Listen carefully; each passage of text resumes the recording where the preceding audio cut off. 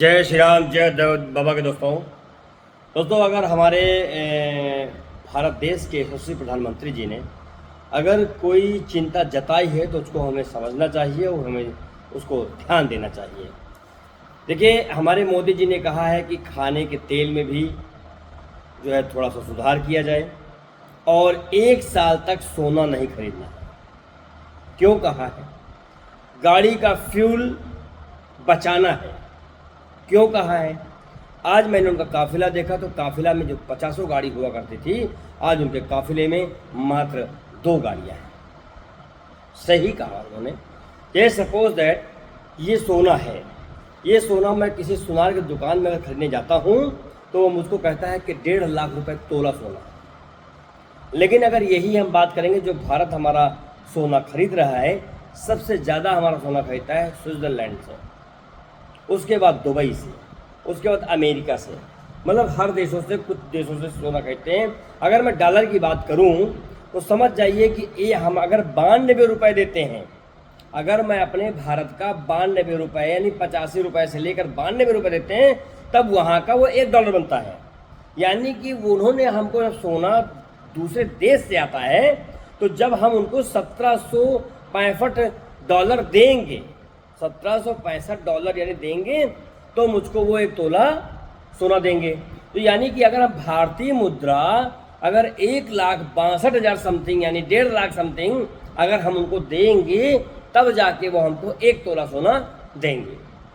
तो हमारे जो यशस्वी प्रधानमंत्री जी ने कहा है कि इसको अगर ना खरीदा जाए, जब नहीं खरीदेंगे तो उन लोगों के भी झटका लगेगा।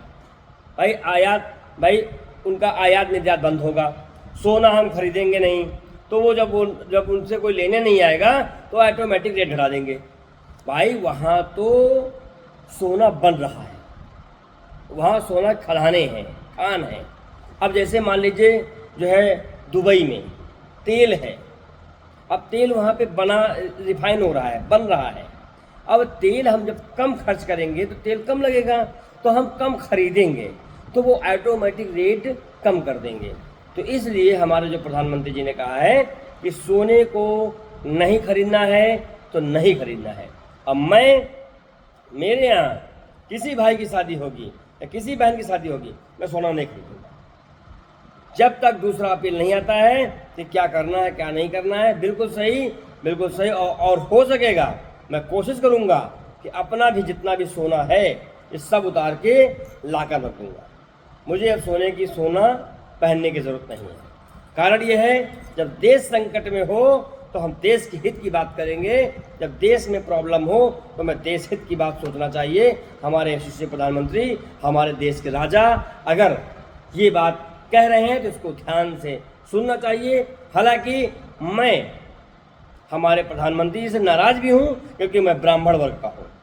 ब्राह्मण वर्ग को होने के नाते मैं नाराज़ हूँ। कारण ये है कि जो यूजीसी लाया गया था, इसमें जातियों में बांटने का काम किया, गृह युद्ध होने का कार्य किया था। मैं उससे इस चीज़ को नाराज़ था। लेकिन अगर इन्होंने बताया कि अगर सोना ना खरीदने से, अगर फ्यूल बचाने से, अगर हमारे देश में कुछ बदलाव होते हैं तो ये मैं ज़रूर करूँगा। और प्रधानमंत्री जी से कहूँगा कि कृपया जो यूजीसी जैसे काले कानून हैं इसमें ध्यान न दिया जाए, क्योंकि हम जो भाई रहते हैं तो हम सब भाई एक साथ हैं और एक साथ ही रहेंगे।